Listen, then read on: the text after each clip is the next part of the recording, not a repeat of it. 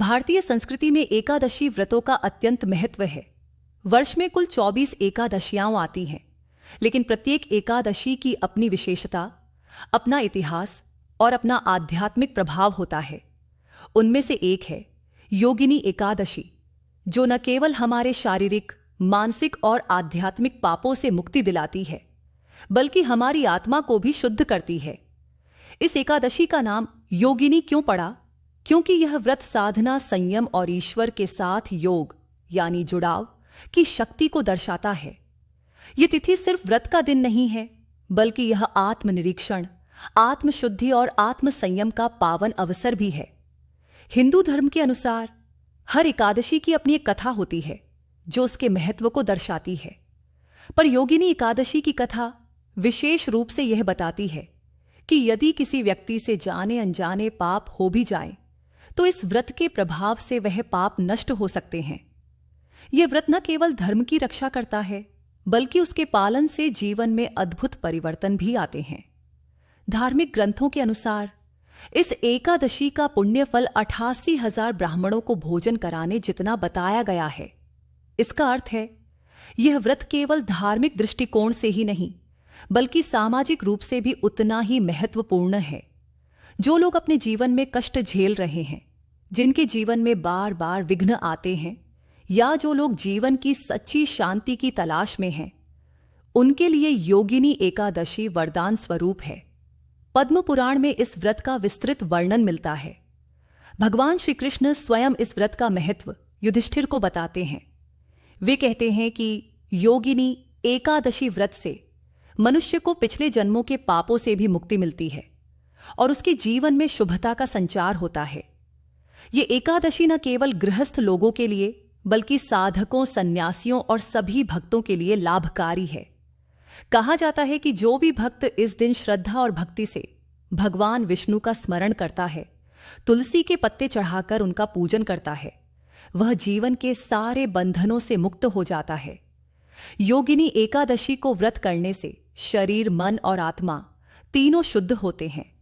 यह व्रत हमें ईश्वर के निकट लाता है और हमारी जीवन यात्रा को सार्थक बनाता है। इस दिन भक्त उपवास करते हैं, भजन कीर्तन करते हैं, श्री हरि विष्णु के नाम का जप करते हैं और पूरी श्रद्धा से उनका ध्यान करते हैं। कई लोग इस दिन श्रीमद् भागवत पुराण, विष्णु सहस्त्र नाम और भगवद गीता का पाठ भी करते हैं, क्योंकि ऐसा माना जाता है कि इस दिन पढ़े गए शास्त्रों का फल कई गुना बढ़ जाता है। व्रत केवल भूखा रहना नहीं होता, व्रत का वास्तविक अर्थ है व्रत करना यानी अपने इंद्रियों पर संयम रखना, अपने मन को भटकाव से रोकना और अपने आप को प्रभु की सेवा में समर्पित करना। योगिनी एकादशी हमें यही सिखाती है, कैसे हम अपने भीतर छिपे दोषों, क्रोध, ईर्ष्या, लालच और मोह से मुक्त होकर एक शुद्ध और सच्चे भक्त बन सकते हैं। आधुनिक जीवन की भाग दौड़ में जब हर कोई तनाव, भय और अनिश्चितता से गुजर रहा है, तब ऐसे व्रत और पर्व हमारे जीवन में स्थिरता, ऊर्जा और सकारात्मकता का संचार करते हैं। यह व्रत हमें याद दिलाता है कि भले ही जीवन में कितनी भी कठिनाइयां क्यों न हो, यदि हमारी श्रद्धा सच्ची हो और हम ईश्वर की ओर पूर्ण समर्पण भाव से बढ़े, तो कुछ भी असंभव नहीं। योगिनी एकादशी एक ऐसा पर्व है जो हमें अपने भीतर झांकने का अवसर देता है। यह सिर्फ एक तिथि नहीं, बल्कि एक आध्यात्मिक साधना है। यह एक ऐसा द्वार है जिसके माध्यम से हम पापों से मुक्ति, पुण्य का संचय और मोक्ष की ओर यात्रा कर सकते हैं। तो आइए इस योगिनी एकादशी पर हम सभी न केवल व्रत रखें, बल्कि आत्मशुद्धि और प्रभु भक्ति के पथ पर आगे बढ़े। श्री हरि विष्णु के चरणों में सच्चे मन से प्रार्थना करें कि वे हमें सद्बुद्धि दें, पापों से मुक्त करें और जीवन को आध्यात्मिक आनंद से भर दें। भगवान श्री कृष्ण ने स्वयं धर्मराज युधिष्ठिर को योगिनी एकादशी व्रत की कथा सुनाई थी, जिसे पद्म पुराण में विस्तार पूर्वक बताया गया है। यह कथा हमें यह सिखाती है कि व्यक्ति चाहे कितना भी बड़ा पापी क्यों न हो, यदि वह सच्चे मन से योगिनी एकादशी का व्रत करता है, तो भगवान विष्णु की कृपा से उसे मोक्ष प्राप्त हो सकता है। कथा का प्रारंभ होता है अलकापुरी नामक नगर से, जो कि कुबेर देवताओं के कोषाध्यक्ष का देश का राज्य था। कुबेर भगवान शिव के परम भक्त थे उनके राजदरबार में एक मल्यवान नामक गंधर्व रहता था, जो अत्यंत रूपवान, संगीत निपुण और विद्वान था। वह प्रतिदिन सुंदर गीतों और रागों के माध्यम से भगवान शिव की स्तुति करता था पुष्पवती। वह भी स्वर्ग की एक अप्सरा थी, अत्यंत रूपवती और आकर्षक। एक दिन कुबेर ने आदेश दिया कि मल्यवान अपने गायन से भगवान शिव को प्रसन्न करे, क्योंकि वह दिन विशेष पूजा अर्चना के लिए निर्धारित था। मल्यवान तैयार हुआ और पुष्पवती भी उसके साथ गई। लेकिन उस दिन कुछ असामान्य हुआ। जैसे ही मल्यवान भगवान शिव की स्तुति करने बैठा, पुष्पवती ने उसे अपने मोहपाश में बांध लिया। उसका रूप, सौंदर्य और उसकी लचकदार चाल मल्यवान को विचलित कर गई। वे भगवान की स्तुति के समय भी पुष्पवती की ओर आकर्षित होता रहा। उसके गीत में न तो भक्ति थी, न ही एकाग्रता। वह उच्चारण भी ठीक से नहीं कर पाया। कुबेर ने यह सब देख लिया। वे अत्यंत क्रोधित हो गए। उन्होंने दोनों को शाप दे दिया, हे मूर्खों, तुमने भगवान शिव के पूजन समय भी अपनी वासना और आकर्षण को रोका नहीं। तुम दोनों स्वर्ग से गिरकर मृत्युलोक में जाओगे और वहां युगों तक दुख भोगोगे। कुबेर के इस श्राप से दोनों भयभीत हो गए। उन्हें समझ आ गया कि उनकी चूक कितनी गंभीर थी। मल्यवान और पुष्पवती अब पृथ्वी पर गिर पड़े। एक अत्यंत गंदे कीचड़ भरे वन में उन्होंने जन्म लिया। मल्यवान एक दरिद्र कोढ़ग्रस्त व्यक्ति बना, जिसकी त्वचा से सड़हांद आती थी। उसका शरीर घावों से भरा था। वह न तो चल सकता था और न ही साफ ढंग से बोल सकता था।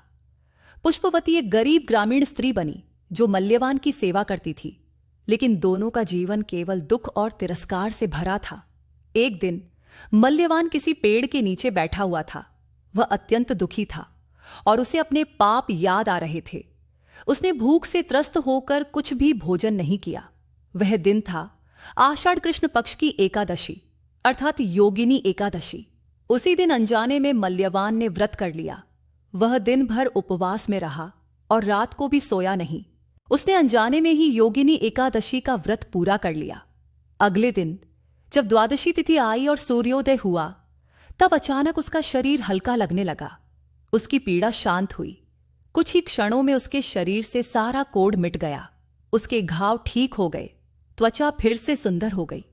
और तभी आकाशवाणी हुई, हे मल्यवान, तूने योगिनी एकादशी का व्रत किया है। भगवान श्रीहरि विष्णु की कृपा से तेरे समस्त पाप नष्ट हो गए हैं। तू फिर से अपने गंधर्व रूप में लौट आओ। अचानक मल्यवान का शरीर पुनः दिव्य रूप में परिवर्तित हो गया। पुष्पवती भी सुंदर अप्सरा बन गई। स्वर्ग के द्वार फिर से खुल गए। वे दोनों कुबेर के दरबार में लौट आए। कुबेर ने भी उन्हें माफ कर दिया और कहा, तुम्हारे अनजाने में ही सही, पर जिस श्रद्धा से व्रत किया गया वह सच्चा व्रत बन गया।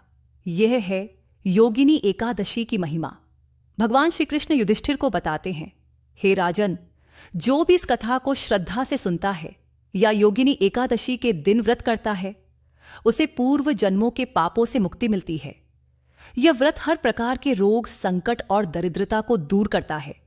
यहां तक कि अगर कोई अनजाने में भी इस दिन उपवास कर ले, तो भी वह पुण्य का भागी बनता है। इस कथा का संदेश यही है, ईश्वर की भक्ति में जब श्रद्धा और सच्चाई होती है, तो वह अवश्य फल देती है, चाहे अनजाने में ही सही। लेकिन जब व्यक्ति आत्मा से, मन से पवित्र होकर ईश्वर का नाम लेता है, तो ईश्वर स्वयं उसके सभी दुखों का अंत कर देते हैं। योगिनी एकादशी का व्रत एक अत्यंत श्रद्धा और नियम से किया जाने वाला व्रत है, जिसमें शरीर की शुद्धि के साथ साथ मन और आत्मा की पवित्रता भी अत्यंत आवश्यक होती है। इस व्रत की तैयारी एक दिन पहले से ही शुरू हो जाती है, यानी दशमी तिथि से। व्रती को दशमी के दिन सात्विक भोजन करना चाहिए और रात्रि में ब्रह्मचर्य का पालन करते हुए प्रभु का ध्यान करना चाहिए। रात्रि को जल्दी सो जाना चाहिए, ताकि एकादशी के दिन ब्रह्म मुहूर्त में उठकर व्रत की विधिवत शुरुआत की जा सके। सर्वप्रथम एकादशी की सुबह उठकर स्नान करें और यदि संभव हो तो पवित्र नदी, सरोवर या गंगा जल से स्नान करें। यदि यह संभव न हो तो घर में ही जल में थोड़ा गंगा जल मिलाकर स्नान किया जा सकता है। स्नान के पश्चात स्वच्छ और साफ वस्त्र पहनें। इसके बाद घर के मंदिर में दीपक जलाएं, धूप दें और भगवान श्री हरि विष्णु का ध्यान करते हुए व्रत का संकल्प लें। संकल्प लेने के लिए अपने दाहिने हाथ में जल, पुष्प और अक्षत लेकर यह प्रार्थना करें कि हे श्रीहरि, आज मैं योगिनी एकादशी का व्रत कर रहा हूं। आप मेरी इस पूजा को स्वीकार करें और मुझे अपने चरणों में स्थान दें। इसके बाद भगवान विष्णु की मूर्ति या चित्र के समक्ष बैठकर पूजा प्रारंभ करें। भगवान को पीले फूल, तुलसी पत्र, चंदन, अक्षत, नैवेद्य, फल और पंचामृत अर्पित करें। भगवान को पीले वस्त्र चढ़ाएं क्योंकि पीला रंग विष्णु जी को अत्यंत प्रिय है। तुलसी दल बिना भगवान विष्णु की पूजा अधूरी मानी जाती है, इसीलिए तुलसी पत्र अवश्य अर्पित करें। इसके साथ विष्णु सहस्रनाम, विष्णु चालीसा या भगवद गीता के श्लोकों का पाठ करें। जो व्यक्ति संस्कृत नहीं जानता वह भक्ति भाव से एयूएम नमो भगवते वासुदेवाय मंत्र का जप कर सकता है। इस मंत्र का जितना अधिक जाप किया जाए उतना अधिक लाभ होता है। इस दिन उपवास करने वाले भक्तों को अन्न, चावल, दाल, गेहूं आदि का सेवन नहीं करना चाहिए। फल, दूध और सात्विक फलाहार जैसे साबूदाना, आलू, दूध से बनी वस्तुएं, पके केले, मखाना आदि का सेवन किया जा सकता है। कुछ लोग निर्जला व्रत भी करते हैं जिसमें जल तक नहीं लिया जाता, लेकिन यह व्रत अत्यंत कठिन होता है और केवल वही करें जो शारीरिक रूप से सक्षम हो। दिन भर भगवान विष्णु का स्मरण करते रहे, भजन कीर्तन करे और प्रवचन या धार्मिक ग्रंथों का श्रवण करे। पूजा के दौरान वातावरण में शांति बनाए रखें और यथासंभव मौन रहें या सिर्फ प्रभु का स्मरण करें। रात्रि को व्रती को जागरण करना चाहिए, यानी रात भर श्रीहरि का भजन, कीर्तन या पाठ करते हुए जागते रहना चाहिए। कहा जाता है कि योगिनी एकादशी की रात्रि को जो जागरण करता है उसे सहस्त्र वर्षों की तपस्या का फल प्राप्त होता है। यदि पूरा रात नहीं जाग सकें तो कम से कम कुछ समय तक भजन करें और सोने से पहले श्री हरि का ध्यान करें। द्वादशी के दिन यानी अगले दिन सुबह उठकर पुनः स्नान करें और भगवान विष्णु को नमस्कार कर व्रत का पारण करें। पारण करने से पहले किसी ब्राह्मण को भोजन कराने का विधान होता है। यदि यह संभव न हो तो गरीब को अन्न, वस्त्र या दक्षिणा का दान अवश्य करें। पारण का समय विशेष होता है और इसे द्वादशी तिथि में ही करना चाहिए। त्रयोदशी लगने से पहले व्रत खोलना आवश्यक होता है। पारण के लिए सबसे पहले प्रभु को भोग अर्पित करें, फिर तुलसी जल का सेवन करें और तत्पश्चात फलाहार या हल्का सात्विक भोजन करें।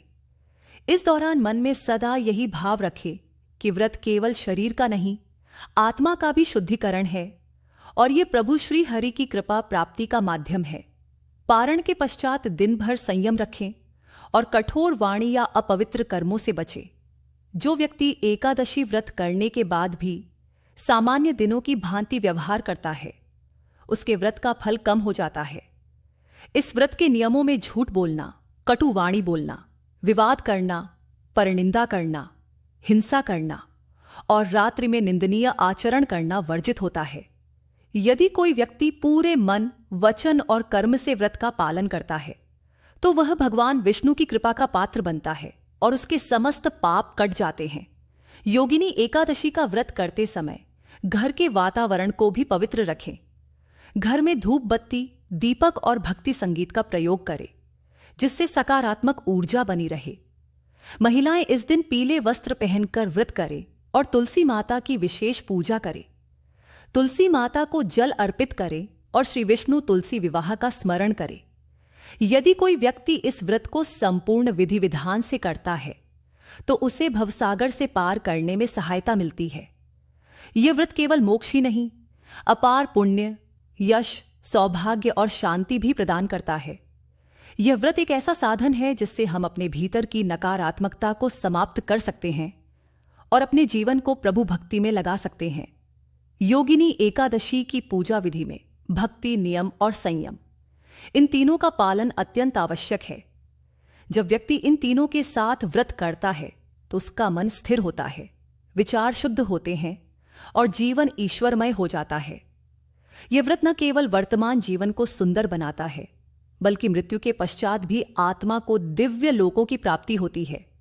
जो भक्त इस व्रत को सच्चे मन से करता है उसके जीवन में कभी दरिद्रता नहीं आती। रोग, शोक, क्लेश और मानसिक पीड़ा से वह सदैव मुक्त रहता है उसकी वाणी में मधुरता आती है, मन में संतोष और जीवन में उद्देश्य स्पष्ट होता है। ईश्वर स्वयं उसके जीवन का मार्गदर्शन करते हैं। इसीलिए इस व्रत को केवल एक धार्मिक कर्मकांड न माने, बल्कि इसे अपने जीवन की आध्यात्मिक यात्रा का हिस्सा बनाएं। योगिनी एकादशी का व्रत करने से मिलने वाले लाभ अत्यंत चमत्कारी होते हैं। यह व्रत केवल पापों का नाश ही नहीं करता, बल्कि व्यक्ति के जीवन को नए आयाम देता है। जिन लोगों की जिंदगी में निराशा, कष्ट, रोग, दरिद्रता और मानसिक तनाव बना रहता है, उनके लिए यह व्रत किसी वरदान से कम नहीं होता। शास्त्रों में कहा गया है कि योगिनी एकादशी का व्रत करने से 88,000 ब्राह्मणों को भोजन कराने के बराबर पुण्य प्राप्त होता है। सोचिए, केवल एक दिन के संयम, भक्ति और श्रद्धा से इतने महान पुण्य की प्राप्ति होती है, जो सामान्यतः वर्षों के दान, तप और यज्ञों से भी कठिन है। इस व्रत का सबसे बड़ा लाभ यह है कि यह पूर्व जन्मों के पापों को नष्ट करता है। कई बार हम अपने जीवन में लगातार समस्याएं झेलते हैं, कठिनाइयां आती रहती हैं और हमें समझ नहीं आता कि क्यों। उसका कारण हमारे पूर्व जन्मों के संस्कार और पाप हो सकते हैं। योगिनी एकादशी उन अदृश्य बंधनों को काटने का माध्यम बनती है। इस व्रत से आत्मा की शुद्धि होती है, जिससे हमारे विचार पवित्र होते हैं और हम ईश्वर के और अधिक निकट जाते हैं। यह व्रत रोगों से मुक्ति देने वाला है। पुराणों में वर्णन है कि जो भी व्यक्ति इस एकादशी को व्रत सहित जागरण करता है, वह कोढ़ जैसे असाध्य रोगों से भी मुक्त हो सकता है।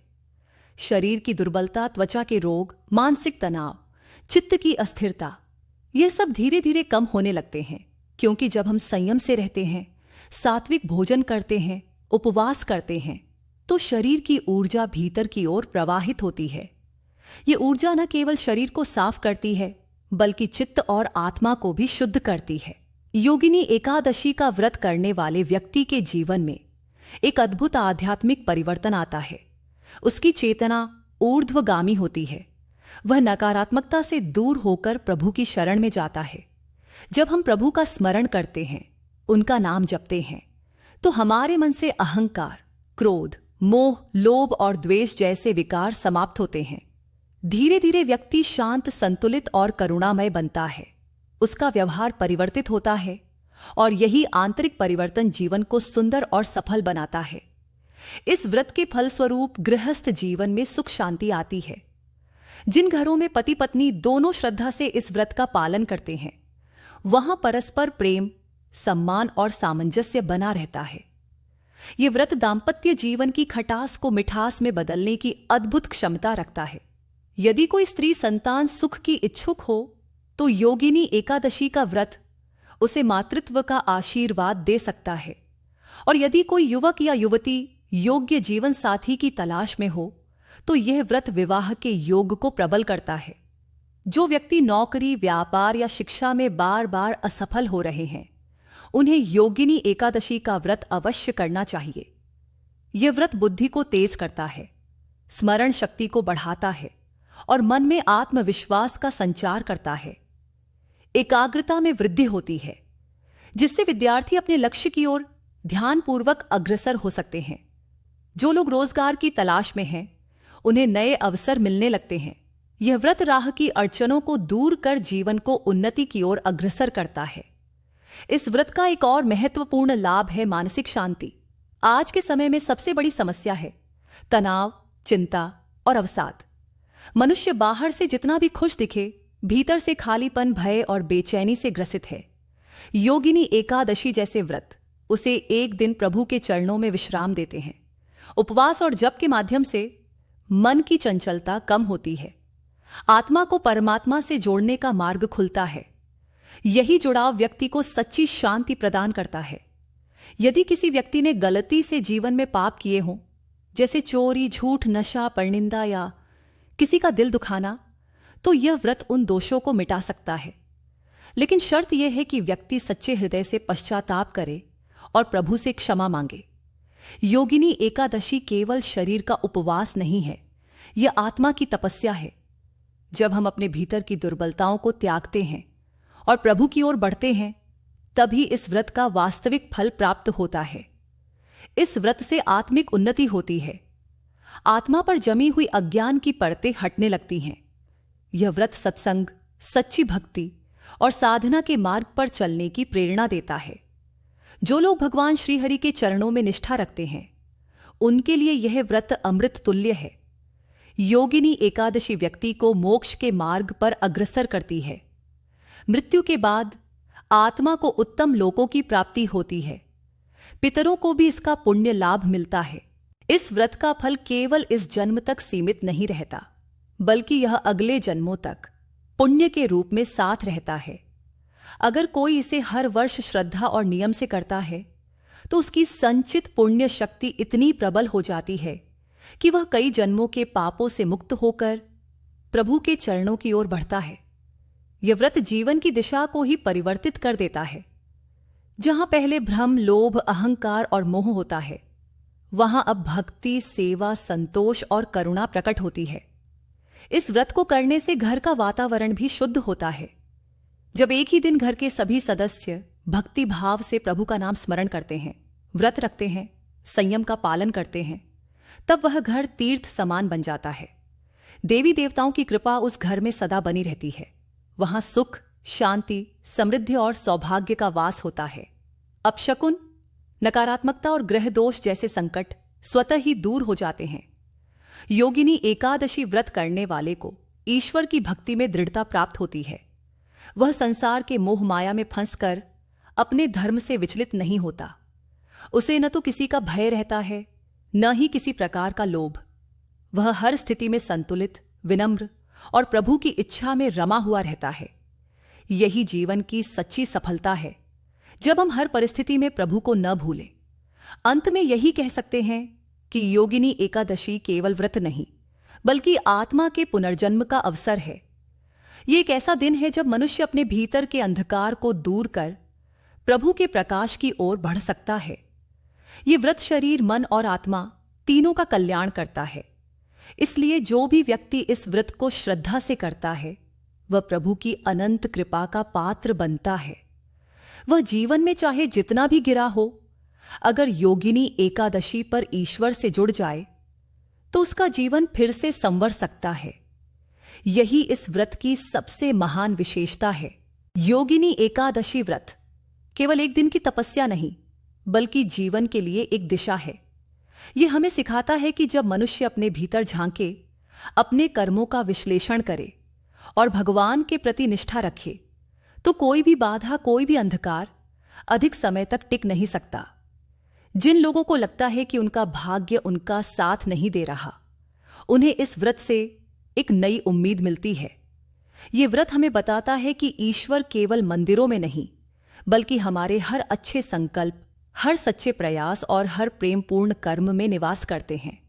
जब हम योगिनी एकादशी जैसे पावन व्रत करते हैं, तो हम उन छोटे छोटे कर्मों से अपने जीवन में प्रकाश भरना शुरू करते हैं, जो अंततः हमारे भाग्य को बदल देते हैं। इस एकादशी का पुण्य हमारे वाणी, विचार और व्यवहार को दिव्य बनाता है। और जब वाणी मधुर हो, विचार पवित्र हो और व्यवहार करुणामय, तो जीवन में प्रभु का आशीर्वाद स्वतः ही उतरने लगता है। ऐसा आशीर्वाद जो केवल धन या यश तक सीमित नहीं, बल्कि संतोष, संयम, शांति और आत्मिक आनंद की अनुभूति देता है। इसलिए अगर आप आज के दिन योगिनी एकादशी का व्रत श्रद्धा से करते हैं, तो यह एक निर्णय नहीं, बल्कि एक आध्यात्मिक यात्रा की शुरुआत है। यह एक ऐसा बीज है जिसे आज आप बोते हैं, लेकिन आने वाले वर्षों तक इसका फल आपको और आपके पूरे परिवार को मिलता है।